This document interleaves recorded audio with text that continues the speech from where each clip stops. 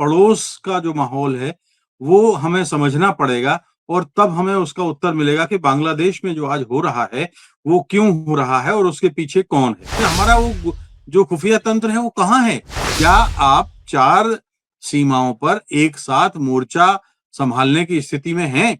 अगर मान लीजिए इधर से उत्तर से और इन 3 सीमाओं से चीन आप पर हमला करता है और उधर पश्चिम से पाकिस्तान हमला करता है, तो क्या आप इस स्थिति में हैं? लेकिन आप चारों तरफ से घिर चुके हैं और अगर बिल्कुल। इसके बाद भी अगर आप आत्ममुग्ध होते हुए व्यवहार करेंगे, तो ये बहुत कठिन होगा। दोस्तों नमस्कार, मैं हूं विनीता यादव और आप देख रहे हैं न्यूज नशा आदत हर खबर की।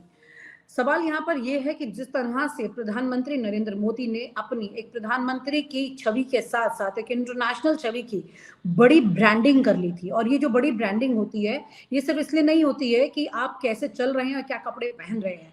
दरअसल आप क्या फैसले ले रहे हैं, कैसे कूटनीतिक चालों से आप विदेश में अलग अलग देशों के साथ में कैसे संबंध स्थापित कर रहे हैं। लेकिन अब यहाँ पर कई जगह पर मात खाते हुए दिख रहा है मामला। हाल ही में आपने देखा था कनाडा और अमेरिका के साथ में किस तरह से परिस्थितियां रही, वहीं पर एक और परिस्थिति अब आ रही है। आईएसआई का दौरा हुआ है बांग्लादेश में, और बांग्लादेश की क्या परिस्थिति किसी से छुपी नहीं है। शेख हसीना खुद यहाँ छिपी हुई है, और उसके बावजूद भी इस वक्त मोदी जी की तरफ से कोई ऐसी कूटनीतिक पटकथा नहीं दिखाई दे रही है जो कि बांग्लादेश पर कंट्रोल ले रही है, जबकि पाकिस्तान की दस्तक वहां होने लगी है। और ऐसे में दूसरा एक और बड़ा सवाल यहाँ पे निकल के आ रहा है कि अमृतपाल, जो कि आप जानते हैं कैसे लाल किले प्रदीप संधू ने जहाँ खालिस्तान का झंडा फहराया था, हालांकि अब वो इस दुनिया में नहीं है, लेकिन उसकी जगह पर अमृतपाल ने ले ली थी, संगठन का मुखिया वो बन गया था, फिर उसके बाद वो सांसद भी बन गया, और अब सांसद बनने के बाद में 26 जनवरी के परेड में शामिल होना चाहता है, संसद की प्रक्रिया में शामिल होना चाहता है। इसके लिए वो हाईकोर्ट पहुंच गया है। बड़ी बात यह है कि इस तरह के मैटर्स को प्रधानमंत्री नरेंद्र मोदी वक्त पर क्यों नहीं सुलझा पा रहे हैं। हमारे साथ चर्चा करने के लिए इस पर वरिष्ठ पत्रकार राजेश बादल जी हैं, जो कि ऑलरेडी इन मुद्दों पर एक्सपर्ट हैं, यानी कि एक्सपर्ट ऐसे कि उन्होंने कई किताबें जो हैं इन्हीं मसलों पर लिखी है, विदेश नीति पर और पाकिस्तान पर। उनसे बेहतर आपको इस पूरी कहानी का कोई नहीं समझा पाएगा। हमारे साथ चर्चा में राजेश बादल जी जुड़ गए हैं, सर के साथ इस बात को आगे बढ़ाएंगे। सर, आपसे बेहतर कोई नहीं बता सकता है ये हम कहाँ खड़े हैं, क्या हो रहा है हमारे देश में। पहले ही फाइनेंशियल कंडीशन को अगर देखें, बताया कुछ और गया, हुआ कुछ और। लगातार हर साल हम बड़े कर्जे में चले गए। ऐसे ही सुरक्षा के लिहाज से हम कहाँ खड़े हैं सर? विनीता, बहुत ही गंभीर और संवेदनशील प्रश्न है आपका। और इस प्रश्न के उत्तर में मुझे लगता है कि हमें एक एक सारा आसपास का पड़ोस का जो माहौल है, वो हमें समझना पड़ेगा और तब हमें उसका उत्तर मिलेगा कि बांग्लादेश में जो आज हो रहा है, वो क्यों हो रहा है और उसके पीछे कौन है। हाँ, ये दुर्भाग्यपूर्ण बात है कि हम बांग्लादेश जो है पाकिस्तान के साथ पींगे बढ़ा रहा था, अरसे से ये बात चल रही थी और हम समझ नहीं पाए। ठीक वैसे ही कि जैसे हम नेपाल के साथ नहीं समझ पाए, ठीक वैसे ही जैसे भूटान जब डोकलाम के बाद से हमसे छिटका हुआ है, खामोश बैठा हुआ है, ना अब वो हमारे प्रति वैसा व्यवहार नहीं कर रहा है, जैसा पहले किसी ज़माने में हुआ करता था। म्यांमार के साथ भी ऐसा हुआ है। लेकिन हम बात करते हैं बांग्लादेश की। देखिए, अगर आप एक ताज़ा दौर देखें, तो आपको याद है शेख हसीना जब भारत आईं और जब जिस तरह से उनको विदा किया गया वहां से जबरिया तरीके से, और उन्होंने कहा था कि मुझे मेरे इस्तीफे के पीछे या मेरे तख्ता पलट के पीछे अमेरिका का हाथ है। क्यों? क्योंकि वो एक आइलैंड चाहते थे जिससे वो चीन के ऊपर नजर रख सकें। वहां वो एक अपना सैनिक अड्डा बनाना चाहते थे, जिसके लिए शेख हसीना तैयार नहीं थी। तो इस वजह से शेख हसीना ने इधर बांग्लादेश में कहा कि अमेरिका ने उनका तख्ता पलट किया। अब थोड़ा सा आप पश्चिम में जाइए, आपको लगेगा इमरान खान जेल में है और इमरान खान ने कहा था कि मेरा तख्ता पलट अमेरिका के इशारे पर हुआ। आप समझ रहे हैं? अमेरिका, इमरान खान ने भी यही बात जी कही बिल्कुल, थी उन्होंने कहा था ये। जी। कि हम मेरी सरकार गिराई अमेरिका के इशारे पर। और बांग्लादेश में तो भी अमेरिका ने खेल किया। फिर बांग्लादेश में भी ये बात आ रही है। तीसरा, अब मैं ताजा लेता हूं। देखिए, अमेरिका किसी देश का सगा नहीं है, मैं आपको ये बहुत स्पष्ट बता रहा हूं। अमेरिका एक चतुर व्यापारी है, कारोबारी है, और वो अपने हितों के आगे चाहे राष्ट्रपति कोई भी रहे। अब देखिए ना, ट्रंप ने कहा था कि हम 24 घंटे में रूस और यूक्रेन का युद्ध रोक देंगे। अब वो रूस को चेतावनी दे रहे हैं। क्यों? क्योंकि पर्दे के पीछे की स्थितियां कुछ और हैं। तो अब क्या हुआ, उधर अमेरिका में जब ट्रंप आते हैं, जो एक जमाने में मोदी के बड़े गहरे दोस्त हुआ करते थे, अब वो मोदी को बुलाते तक नहीं है।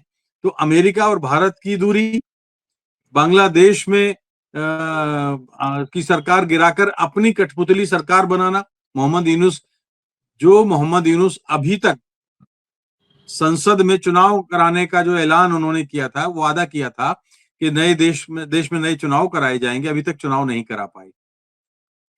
यूनुस छिपा हुआ नहीं है कि वो अमेरिका की गोद में कब से बैठे हुए हैं और अमेरिका के इशारे पर बयान देते रहे हैं।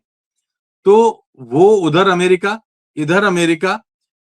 आप ये देखिए कि चीन की घेराबंदी भले ही वो करना चाहता हो, लेकिन भारत को भी सख्त संदेश वो दे रहा है, क्योंकि आपने रूस यूक्रेन युद्ध में हमारा साथ नहीं दिया और आपने रूस से कच्चे तेल का आयात बंद नहीं किया।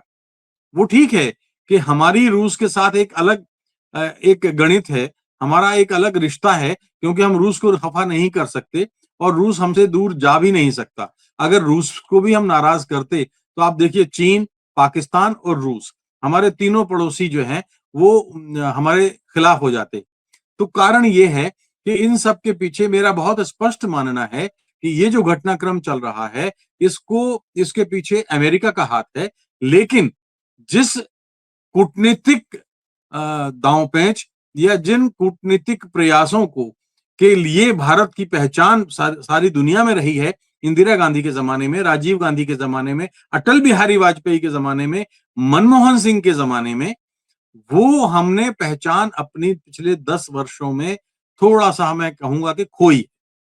अब खोई है तो उसका परिणाम ये निकल रहा है कि देखिए, दो तरह पर, एक तो हम विदेश नीति में, मुझे लगता है कि हम कहीं ना कहीं हमारे ऊपर सवाल खड़ा होता है कि बांग्लादेश, जिसको हमने पैदा किया, जिसको हमारे यहाँ से इतनी मदद मिलती है कि बांग्लादेश मतलब सब्जी भाजी से लेकर के तेल और तमाम तरह की औद्योगिक और रक्षा के मामले में, अभी तक बांग्लादेश के सारे जो फौजी थे वो हमारे यहाँ ट्रेनिंग लिया करते थे, ठीक नेपाल की तरह। नेपाल के लोगों को नेपाल के फौजियों को हम ट्रेनिंग दिया करते थे। नेपाल का जो सेना अध्यक्ष है वो भारत का मानद सेना अध्यक्ष है, और भारत का जो सेना अध्यक्ष है वो नेपाल का मानद सेना अध्यक्ष होता है। तो हमने इन देशों को छिटक जाने दिया है अपने आप से। और दूसरा, पाकिस्तान किसके इशारे पर? चूंकि इमरान की सरकार अमेरिका ने गिराई थी, जाहिर है इमरान के बाद जो शहबाज शरीफ की सरकार बनी है वो भी अमेरिका के इशारे पर काम कर रही है। इसलिए पूरा भारत के पूरब और पश्चिम दोनों तरफ अमेरिका ने बिना अमेरिका के इशारे के शहबाज शरीफ और पाकिस्तान एक्टिव नहीं हो सकता था कि पूरब में जाकर के करे, क्योंकि बांग्लादेश में बहुत विरोध है अभी भी पाकिस्तान का। तो इसलिए मैं ये कहना चाहता हूं कि एक तो हमारा फेल्योर ये हुआ, दूसरा हमारा जो खुफिया नीति है, हमें गोपनीय सूचना, हमारा वो जो खुफिया तंत्र है वो कहाँ है कि लंबे समय से दुबई के सर, ये रास्ते जो आपने ये सवाल उठाया ना, खुफिया तंत्र कहाँ है, मुझे लगता है इसके ऊपर आप एक अलग किताब और लिख सकते हैं, क्योंकि खुफिया तंत्र का डाइवर्जन बहुत बड़े लेवल पर हो गया है सर। जी। बहुत सारी जगह पर हमारे इंटेलिजेंस फेलियर सामने दिखाई दिए हैं, बहुत सारे ऐसे मामले आए हैं सामने।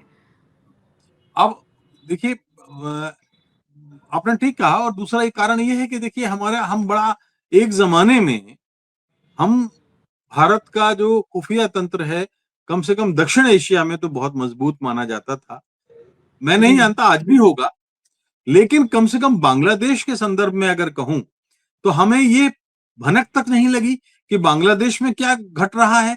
हम शेख हसीना को हम चेतावनी तक ना दे सके, जबकि आपको याद होगा पहले एक दफे ऐसा हुआ था जब शेख मुजीबर रहमान हुआ करते थे, भारत ने उनको तख्ता पलट की चेतावनी दी थी।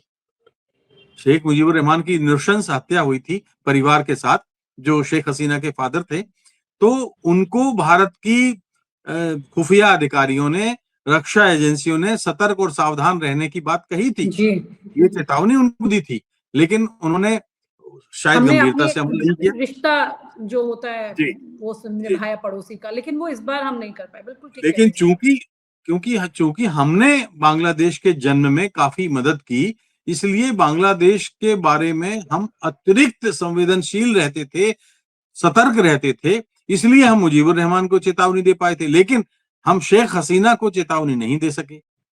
हम पाकिस्तान का मूवमेंट जो हो रहा था, ठीक है, भारत अपने आकाश से पाकिस्तानी विमानों को बांग्लादेश जाने से मान लीजिए रोक दे, यात्री विमानों को भी रोक दे, लेकिन दुबई के रास्ते जो मूवमेंट हो रहा था, आईएसआई के चीफ जा रहे हैं, रक्षा के लोग जा रहे हैं, और वहां पर दोनों देशों के बीच में आर्मी की ट्रेनिंग की बात हो रही है, जहां भारत बैठा था अब वहां पाकिस्तान बैठा हुआ है। आप देखिए लाखों लोगों को पाकिस्तान की फौज ने वहां मारा है, बच्चों को, लाखों बच्चों को मारा है, और उस समय 1971 के आप चित्र देखेंगी तो दिल दहल जाता है। कितनी महिलाओं के साथ, हजारों लाखों महिलाओं के साथ दुष्कर्म हुआ है, और भारतीय फौज वहां पर हीरो की तरह हुआ करती थी। लेकिन पाकिस्तान अब बदले हुए चक्र में, घटना चक्र में, वो बांग्लादेश के करीब आता रहा और हमारी खुफिया एजेंसियां खामोश बैठी रही। ये एक बड़ा सवाल है। नेपाल में सरकार पलट जाती है और हमारा दूतावास क्या कर रहा है हमें पता नहीं चलता। नेपाल में दूसरी सरकार जो आती है वो चीन की समर्थक सरकार है। इस समय जो सरकार है वो चीन की समर्थक सरकार है। पहले आप देखिए कि वो चीन जाते हैं, राष्ट्र वहां के नेपाल के प्राइम मिनिस्टर, और वहां से गाइडेंस लेते हैं। तो ये जो डोकलाम के बाद जो घटनाक्रम है, चीन बहुत बिफरा हुआ है, और हमें, मुझे ये कहना होगा कि उसका हमें उत्तर देने के लिए बहुत ही बारीक और मजबूत तंत्र बनाना होगा। अगर हम ऐसा नहीं कर पाएंगे, आप देखिए ना नीचे, अगर आप, मैं थोड़ा सा, आप अगर भारत के नक्शे की कल्पना करें तो बांग्लादेश में अब तो अड्डा बनाएगा वहां पे, पश्चिम में ग्वादर में उसने अपना अड्डा बना लिया है चीन ने, नीचे दक्षिण में श्रीलंका में हम्बनटोटा बंदरगाह में उसने वहां पे बंदरगाह बना लिया है, और चीन ने उसको, श्रीलंका ने उसको 99 साल की लीज पर दिया हुआ है हम्बनटोटा को। तो आप देखिए कि हम घिरे नहीं है क्या, ऊपर खुद बैठा हुआ है, पूर्व पश्चिम में उसने घेराबंदी कर ली, दक्षिण में घेराबंदी कर ली। क्या आप 4 सीमाओं पर एक साथ मोर्चा संभालने की स्थिति में हैं? अगर मान लीजिए इधर से, उत्तर से और इन 3 सीमाओं से चीन आप पर हमला करता है, और उधर पश्चिम से पाकिस्तान हमला करता है, तो क्या आप इस स्थिति में हैं? मुझे लगता है कि ये स्थिति थोड़ी सी, हो सकता है कुछ लोगों को मेरा विवरण अतिरंजित लग रहा हो, लेकिन कल के रोज ऐसा नहीं होगा, इसकी क्या गारंटी है? जी। तो ये स्ट्रिंग ऑफ पर्ल्स जो थी अभी तक हमारे लिए ब्यूटी थी, वो अब डेंजर जोन में आई है, जो आप बात कह रहे हैं सर, उससे ये समझ में आ रही है पूरी कहानी। वो इतना डेंजर, अभी एक खतरा चारों तरफ पैदा हो रहा है। मतलब अमेरिका में एक बड़ा इंपॉर्टेंट सवाल है सर, ये अगर आप बांग्लादेश नहीं संभाल पा रहे, नेपाल नहीं संभाल पा रहे, आप चीन किस तरह से घुसता चला गया, आप उसे नहीं संभाल पा रहे, तो फिर ऐसी परिस्थिति में आप अमेरिका के साथ कैसे कूटनीतिक रिश्ते मेंटेन कर पाएंगे? इसमें क्या उम्मीद की जा सकती है सर?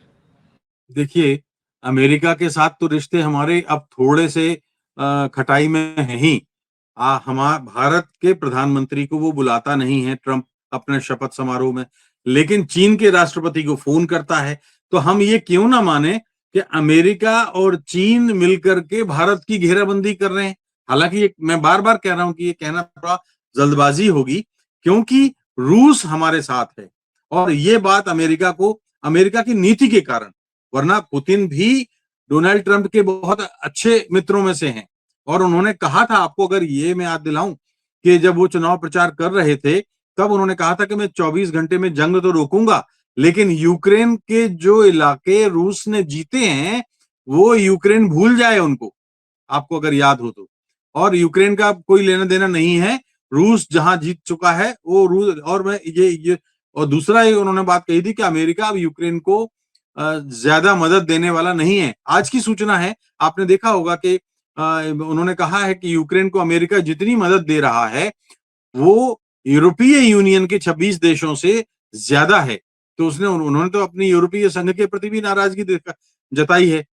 तो इसका अर्थ ये हुआ कि कहीं ना कहीं आने वाले दिन अमेरिका और चीन के बीच निकटता का संकेत देते हैं, और अमेरिका और चीन का जो निकटता का संकेत है वो भारत के लिए बहुत गंभीर चेतावनी की तरह मैं देखता हूं, क्योंकि बांग्लादेश चीन के प्रभाव में, पाकिस्तान चीन के प्रभाव में, नेपाल चीन के प्रभाव में, श्रीलंका चीन के प्रभाव में, तो भूटान चीन के दबाव में।